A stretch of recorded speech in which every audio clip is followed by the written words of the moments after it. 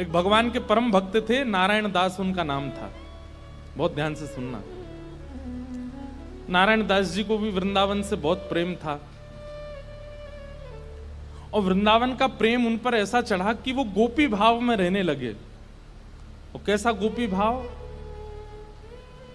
श्रृंगार कर लेते, बिंदी लगा लेते, मांग में सिंदूर भर लेते, बड़े बड़े केश कर लिए थे, पैरों में नूपुर पहनते, हाथों में चूड़ियां पहनते और लहंगा पहन करके और बढ़िया सुंदर श्रृंगार करके किसी के सामने नहीं जाते थे।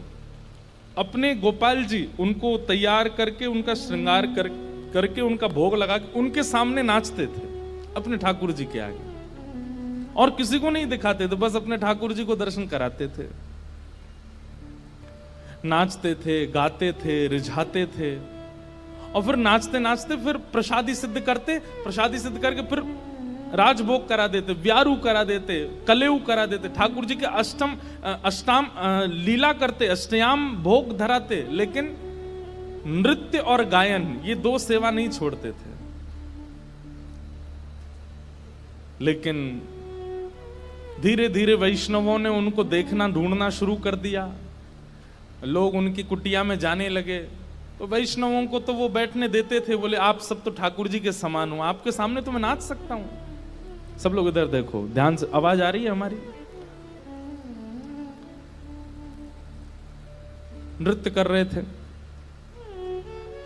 नृत्य की ख्याति ऐसी हुई कि एक बार एक बहुत श्रेष्ठ नृत्य करने वाला व्यक्ति आया, और उसको किसी ने कहा कि भाई हमारे यहाँ एक साधु हैं, वो किसी के आगे नृत्य नहीं करते, ठाकुर जी का, एक बार उनके नृत्य देख लो आप। तो बहुत बड़े नृत्य करने वाले ने जब उनका नृत्य देखा तो वो बोला कि महाराज, मैं बड़े बड़े दरबारों में जाकर के नृत्य करता हूं, ऐसा नृत्य मैंने आज तक नहीं देखा। सब लोगों ने कहा बोले भैया ये ठाकुर जी के लिए नृत्य करते हैं। लेकिन उस नृत्य करने वाले ने किसी बादशाह को खबर करा दी कि वृंदावन में एक महात्मा है, और बोले वो गोपी बनकर के अपने ठाकुर जी के आगे नृत्य करते हैं और गाते हुए नृत्य करते हैं, ऐसा नृत्य मैंने आज तक नहीं देखा। बादशाह के तो मन में आ गई कि मुझे उनका नृत्य देखना है, और प्राचीन काल के राजाओं के मन में आ जाए और वो ना मिले तो वो तो मारने तक आतुर हो जाते थे। उन्होंने अपने सैनिकों को भेज करके कहा कि आपको नृत्य करने के लिए बादशाह ने बुलाया है, या तो चलिए, और अगर आप इनकार करोगे तो आपकी कुटिया जला देंगे, आपके ठाकुर जी छीन लेंगे, और फिर कभी नृत्य करने लायक बचोगे नहीं। ऐसी स्थिति पड़ गई। रोने लगे अपने ठाकुर जी के आगे, बोले नाथ, मेरा नृत्य किसी और को रिझाने के लिए नहीं है, ये मैं कैसी स्थिति में आपने डाल दिया हूं। अगर जाता हूं तो मेरा नृत्य, मैं नृत्य को प्रसाद के रूप में प्रस्तुत करता हूं, वो झूठा हो जाएगा। कोई और अगर उसका आस्वादन करेगा तो वो फिर उच्छिष्ट हो जाएगा, और उच्छिष्ट वस्तु आपको कैसे पधराऊंगा दोबारा। और यदि नहीं जाता हूं तो कुटिया जला देंगे, आपको छीन लेंगे, राजा है, ताकतवर है, उसके आगे मेरी चलेगी नहीं। रात भर रोते रहे अपने ठाकुर जी के आगे। इतने में ठाकुर जी स्वप्न में प्रकट हो गए, और स्वप्न में प्रकट होकर के ठाकुर जी बोले, तुमको वहां नृत्य करने में दिक्कत क्या है? बोले मैं आपके सामने नृत्य करता हूं बस। तो बोले हमको ले चलो, हमें वहां बैठा देना, हमें देखते देखते नाच लेना, राजा को भूल जाना। तब वो कहते हैं, बोले कि महाराज वो स्थान आपके लायक नहीं है, वो राजा है, वो मांस भी खाता है, मदिरा भी पीता है, ना जाने कैसे कैसे उसके आचरण है, उसका स्थान कैसा है, वहां पर नृत्यांगनाएं आती हैं, ना जाने कैसे कैसे वहां पर व्यवहार होते हैं, वहां मैं अपने ठाकुर जी को लेके नहीं जाऊंगा। ये वैष्णव का स्वरूप होता है, वो अपने ठाकुर जी के आगे प्रदर्शन को आगे नहीं करता, वो अपने ठाकुर जी की सेवा के आगे एक बार को बड़े से बड़े उत्सवों का त्याग कर देगा, बड़े से बड़े उपाधियों का त्याग कर देगा, लेकिन अपने ठाकुर जी को ऐसे ही कहीं बेक नहीं देता है। बोले ये तो नहीं चलेगा, आपको लेके तो नहीं जाऊंगा मैं। तब भगवान बोले तो फिर नहीं जाओगे तो ये लोग तुम्हारे कुटिया उजाड़ देंगे। तो फिर वो बोला आप इतना भी नहीं कर सकते, तो फिर काय बात के भगवान, आज तक मैंने आपसे कुछ नहीं मांगा, लेकिन इसका समाधान बताओ मैं कैसे करूं। तब भगवान बोले, देखो तुमने अपनी गली में तुलसी की माला पहनी है और ये तुलसी मेरा ही स्वरूप है, तो तुम मुझे तो नहीं ले जाओगे, लेकिन ये तुलसी माला तो पहन के जाओगे। इनको तुम एक सिंहासन पर पधरा देना और इनको मेरा ही रूप मान करके, मुझे अनुभव करके, मेरा आभास करके तुम वहां नृत्य कर देना। नृत्य भी हो जाएगा, मेरे सन्मुख भी हो जाएगा और तुम्हारा बात भी बनी रहेगी। नारायण दास जी बोले, भगवान पक्का ना ये तुलसी आपका ही? बोले पक्का 110% मेरा ही स्वरूप है, जाओ। नारायण दास जी गए और राजा के यहाँ जाकर के बोले, महाराज मैंने गले में जो ये माला पहनी है बड़ी तुलसी की, इसके लिए मुझे एक आसन दे दो, मैं इनको पधरा करके फिर नाचूंगा, नहीं तो ये तो विक्षेप डालेंगे। पधरा करके आसन पर और जैसे ही नृत्य करने लगे, उनके मन में कदापि ये भाव नहीं आया कि ये तुलसी हैं, ये केवल माला है। यही सोचने लगे श्याम सुंदर हैं। श्याम सुंदर विचार करके जब घूमने लगे नृत्य करते करते, तो हर घूमने के बाद एक बार देखते, और जब द्रुत गति से घूमने लगे, चक्र लेने लगे, लेते लेते लेते उनको वहां तुलसी नहीं, साक्षात सचल त्रिभंग लली श्याम सुंदर दिखने लगे। आज तक अपनी कुटिया में नृत्य किया था तो कभी ठाकुर जी ऐसे प्रत्यक्ष प्रकट नहीं हुए, लेकिन आज उस दरबार में ठाकुर जी प्रत्यक्ष प्रकट हो गए। क्यों? उनकी भावना से रीझ करके ठाकुर जी प्रकट हो गए, और जैसे ही ठाकुर जी प्रकट हुए, वो चक्र लेते लेते लेते लेते लेते वहीं उन्होंने प्राण त्याग दिए और ठाकुर जी में विलीन हो गए। नारायण दास जी, कहने का अभिप्राय क्या? वृंदावनियों को और वृंदावन भजने वालों को कई बार व्यवहार प्रधान नहीं होता। उनके लिए धर्म प्रधान नहीं है, उनके लिए अर्थ प्रधान नहीं है, उनके लिए काम प्रधान नहीं है, उनके लिए मोक्ष भी प्रधान नहीं है, उनके लिए केवल प्रेम प्रधान है। हमारे आप लोग जाएंगे तो आप क्या कहेंगे, कहां जा रहे हो? बोले बरसाने जा रहे हैं, राधा रानी का दर्शन करने। लेकिन अगर कोर ब्रजवासी से पूछोगे कहां जा रहे हो, बोले बरसानो जा रहे हैं लाडली जी को दर्शन करवे। क्या बोलेंगे? लाडली जी। क्यों? प्रेम प्रधान हो जाता है, वहां पर भगवत तत्व की बात नहीं करते। कोर वृंदावनवासी से पूछोगे, आपसे पूछे कहां जाओ, राधा रमन जी दर्शन करने जा रहे हैं, पर बिल्कुल वृंदावनवासी होगा तो बोलेगो श्री लालजू को दर्शन करवे जा रहे हैं। और एक और बात बताऊं, और ज्यादा उपासक वृंदावन के, वो क्या बोलेंगे? श्री जी को दर्शन करवे जा रहे हैं। श्री जी, हमारे वृंदावन में ठाकुर जी को भी श्री जी बोलते हैं, किशोरी जी को भी श्री जी, ठाकुर जी को भी श्री जी। श्री जी बोलते हैं तो समझो युगल का नाम बोला गया है, अकेली किशोरी जी नहीं है श्री जी। श्री जी माने ठाकुर जी और किशोरी जी दोनों। श्री माने राधा रानी और जी कौन है? बोले लाल जी, श्री जी। वृंदावन में प्रेम प्रधान है, धर्म अर्थ काम और मोक्ष नहीं है। वेदव्यास जी महाराज को नारद जी महाराज यही बात समझा रहे हैं कि नारद जी, व्यास जी, आपने जितने भी ग्रंथ लिखे हैं सब में धर्म अर्थ काम और मोक्ष की प्रधानता बताई है, आपने अभी तक प्रेम की प्रधानता नहीं बताई, इसलिए आपका मन अशांत है। प्रेम की प्रधानता बताओ, प्रेम की प्रधानता करो। और वेदव्यास जी महाराज बोले, प्रेम की प्रधानता में क्या कहूं मैं? तब नारद जी कहते हैं, न यद वचश्चित्रपदम हरेर यशो जगत पवित्रम प्रगणित करहिचित तद्वायुषम तीर्थमुशन्ति मानसा न यत्र हंसा निर्मत्य शिक्षय। आपने जितने भी ग्रंथ लिखे हैं उसमें ठाकुर जी के यश का वर्णन किया है, आपने ठाकुर जी के प्रभाव का वर्णन किया है, स्वभाव का नहीं। किसी कन्या के विवाह के लिए उसके परिवार वाले लड़का देखने गए, और लड़का देख करके जब परिवार वाले आते हैं तो कन्या क्या पूछती है, कैसा लगा?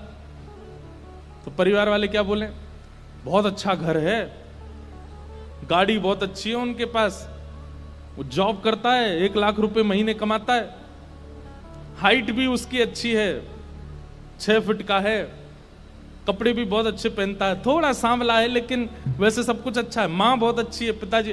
अरे मुझे ये बाह्य बातें क्यों बता रही हो, उसके बारे में बताओ ना, उसका आंतरिक गुण बताओ। बाह्य प्रभाव से प्रभावशाली व्यक्ति ही रीझते हैं, लेकिन प्रेमी व्यक्ति तो स्वभाव से रीझता, उसको प्रभाव की प्रधानता नहीं चाहिए होती है। प्रेम तो स्वभाव से होता है, प्रभाव से नहीं। प्रभाव से आसक्ति होती है और स्वभाव से प्रेम होता है। समझ रहे हैं हमारी बात को? अगर आपको किसी से प्रेम है और कहीं ना कहीं उसका प्रभाव आपको आकर्षित कर रहा है तो उसको प्रेम नहीं, उसको आकर्षण कहते हैं। प्रेम तो स्वभाव से होता है। और एक और बात कहें, जहां प्रेम होता है ना, वहां स्वभाव कैसा भी हो वो प्रिय लगता है, अच्छा लगता है। अब भाई दुनिया की माताओं के बालक होते हैं, किसी के सुंदर होते हैं, किसी के मोटे होते हैं, किसी के पतले होते हैं, किसी के छोटे से होते हैं, किसी, लेकिन माँ को अपना बालक जैसा भी अच्छा लगता है, चाहे वो काला है, चाहे वो गोरा है, मोटा है, छोटा है, पतला है, सूखा है, बीमार है, ठीक है, लेकिन माँ को वो प्रिय ही लगता है, क्योंकि उसका प्रभाव, उसका बाह्य रूप माँ को आकर्षित नहीं करता। माँ का हृदय जुड़ा होता है बालक से। ठीक वैसे ही हे व्यास जी महाराज, आपने जितने भी ग्रंथ लिखे हैं उनमें प्रभाव का वर्णन किया है, और प्रभाव से आसक्त करने वाले लोग तो रीझ जाएंगे, लेकिन प्रेमी लोग नहीं रीझ पाएंगे। आपने जितने भी ग्रंथ लिखे हैं, इन ग्रंथों को सुन करके, पढ़ करके कामनाओं की पूर्ति करने वाले लोग रीझ जाएंगे, यज्ञ अनुष्ठान करने वाले लोग रीझ जाएंगे, फल की प्राप्ति करने वाले लोग रीझ जाएंगे, लेकिन जिनका जीवन धन केवल प्रेम है वो कैसे रीझेंगे? उनके लिए तो आपको स्वभाव बताना पड़ेगा ठाकुर जी का।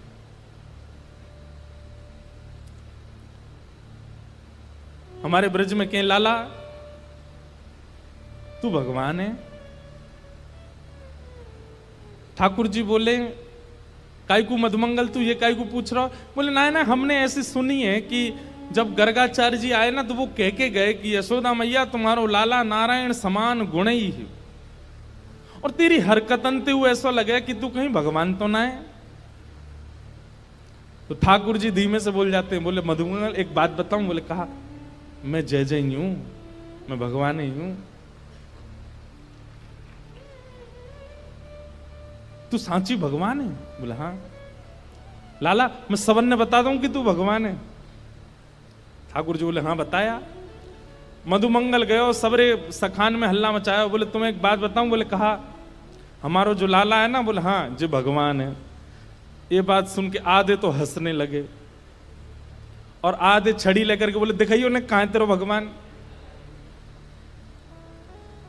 ठाकुर जी निकल के आए कुंज से, आज बड़ी अदा से निकल के आए, ए मधुमंगल श्रीदाम प्रणाम करो, हम भगवान हैं। नहीं मानते, नहीं स्वीकार करते। एक दिन ऐसी लीला भागवत में आती है कि एक बार जागरण हुआ, ब्रज में जागरण कराया नंद बाबा ने। रात भर जागरण का मतलब केवल माता की चौकी नहीं होता, जागरण का मतलब केवल वो नहीं होता। जागरण का मतलब है पूरी रात जग करके अपने इष्ट का स्मरण करना, वो जागरण है।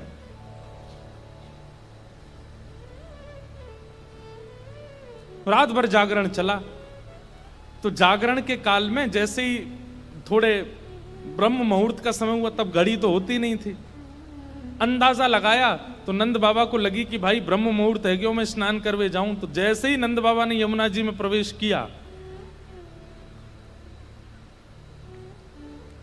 तुरंत इनको यम के दूत ले गए, क्योंकि अब तो नहीं ऐसा होता, पर नदियों में भी स्नान करने का समय होता है।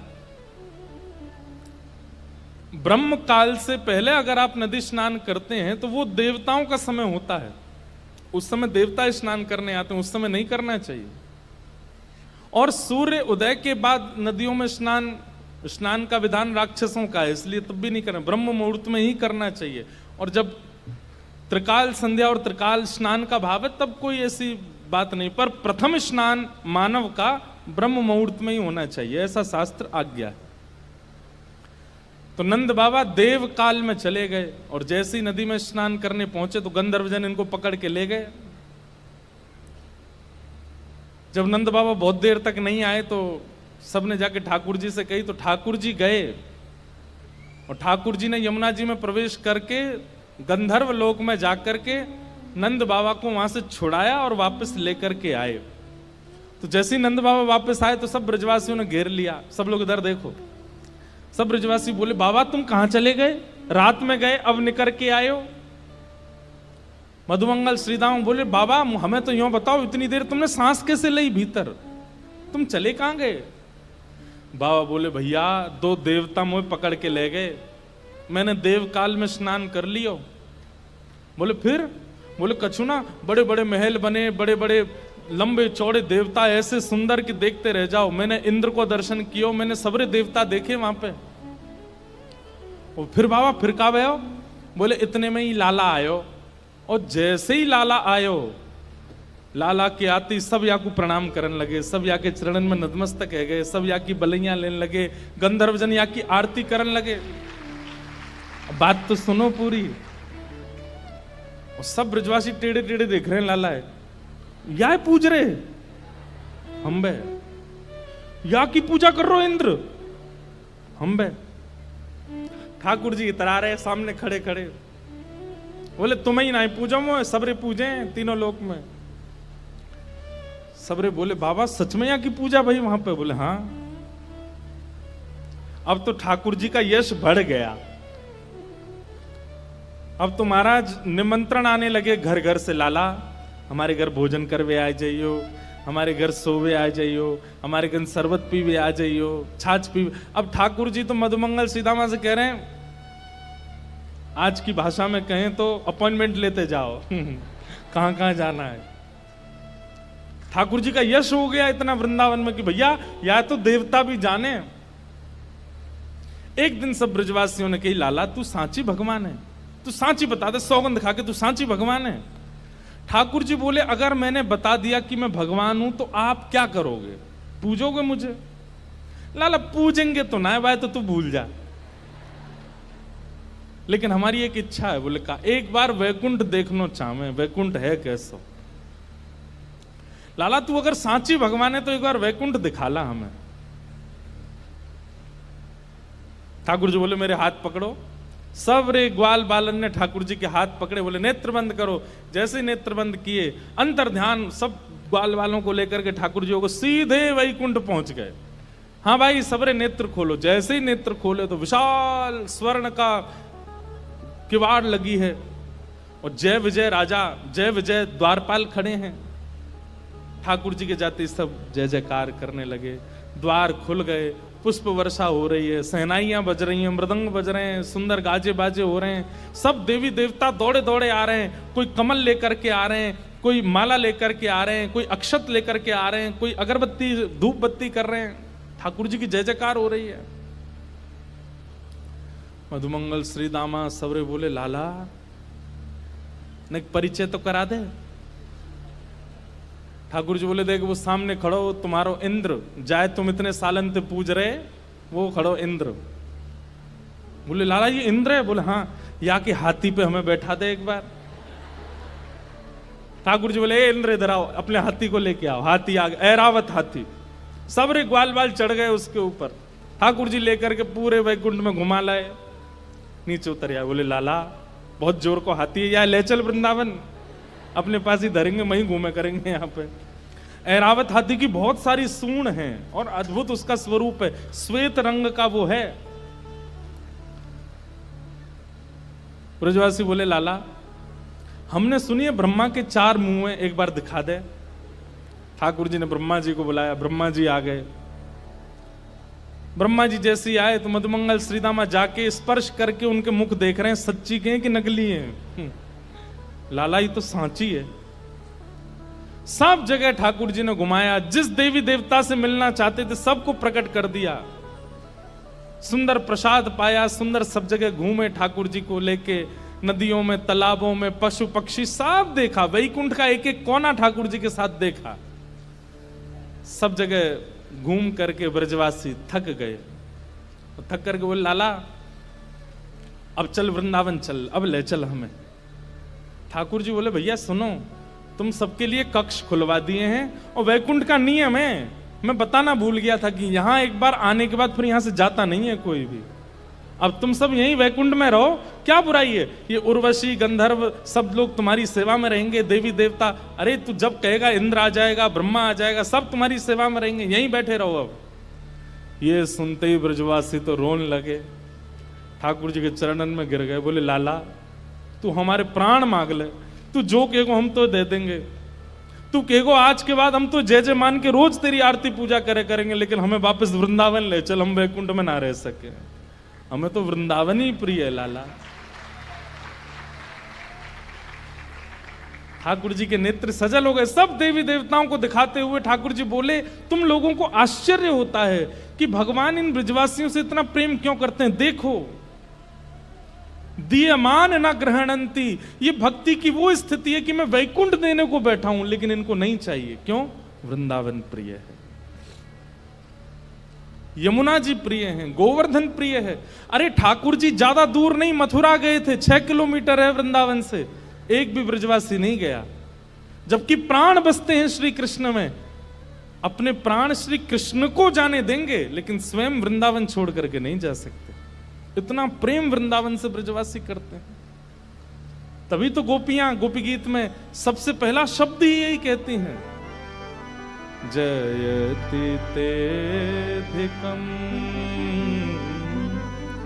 जन्मना ब्रजः श्रयतं विहार ससुरगृही। हमारी एक बात बहुत ध्यान से सुनिएगा, प्रेमी भक्त के 3 प्रेम हैं, जब वो 3 प्रेमों में निपुण हो जाता है ना, जब चौथा प्रेम ठाकुर जी उसको देते हैं। सबसे पहला नाम के प्रति प्रेम, ठाकुर जी का नाम यदि सुन ले तो सुध बुध खो जाए अपने। नाम का मतलब ये नहीं होता कि कहीं कीर्तन चल रहा हो, कथा भी तो नाम है। उल्लासनगर के वसंशा दरबार में कथा हो रही है और आप घर पर बैठ करके आनंद कर रहे हो, ये प्रेमी भक्त के साथ हो ही नहीं सकता, वो विचलित हो जाएगा। मुझसे इतनी दूरी पर, यहां पर कितने वैष्णव, आज हमने तो बोला भी नहीं था कि मैं आज मिलूंगा, फिर भी इतने लोग आए आज, कहां कहां से, 3 घंटा दूर, 2 घंटे दूर, 4 घंटे दूरी से, क्यों? ये नाम के प्रति प्रेम है।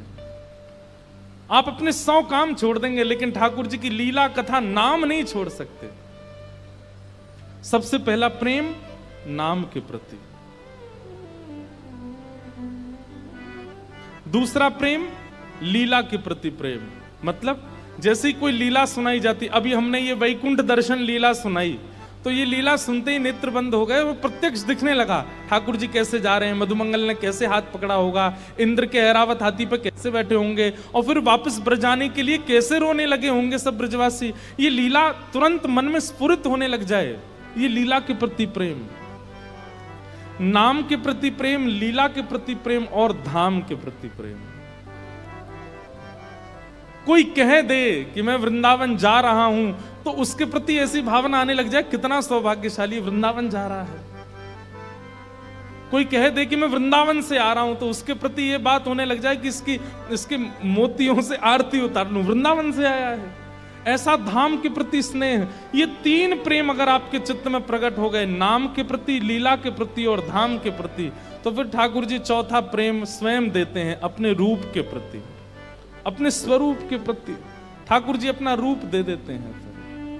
रूप के प्रति प्रेम मतलब अपने आप को प्रकट कर देते हैं आपके सामने।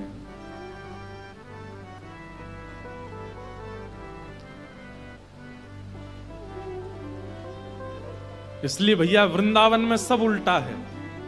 वृंदावन में धर्म, अर्थ, काम और मोक्ष सब किनारे केवल एक शब्द चलता है, प्रेम। प्रेम। आज नारद जी वेद व्यास जी से वही कह रहे हैं कि हे नारद जी, आप प्रेम का वर्णन करो। आपने धर्म का, अर्थ का, काम का, मोक्ष का वर्णन कर दिया, अब ठाकुर जी के स्वभाव प्रेम का वर्णन करो। और उसी स्वभाव प्रेम के वर्णन के रूप में श्रीमद् भागवत संहिता वेद व्यास जी के द्वारा रचना की गई। बोलो भागवत महापुराण की जय। श्रीमद् भागवत ज्ञान भी दे सकती हैं, श्रीमद् भागवत वैराग्य विरक्ति भी दे सकती हैं, लेकिन श्रीमद् भागवत जी से यदि प्रेम प्राप्त नहीं हुआ तो आपने कुछ प्राप्त नहीं किया। दीनता आ जाए, प्रेम आ जाए, सहजता आ जाए, सरलता आ जाए, निर्मलता आ जाए, तब समझो कि आप भागवत के आश्रय में रहे हो। कई बार भागवत का आश्रय लेने वाले ज्ञानी ज्यादा हो जाते हैं, कई बार भागवत का आश्रय लेने वाले विरक्त ज्यादा हो जाते हैं, वैरागी ज्यादा हो जाते हैं, निर्मोही ज्यादा हो जाते हैं। लेकिन श्रीमद् भागवत के आश्रय लेने वाला तो प्रेमी हो जाए, प्रेम से वो तत्प्रोत हो जाए।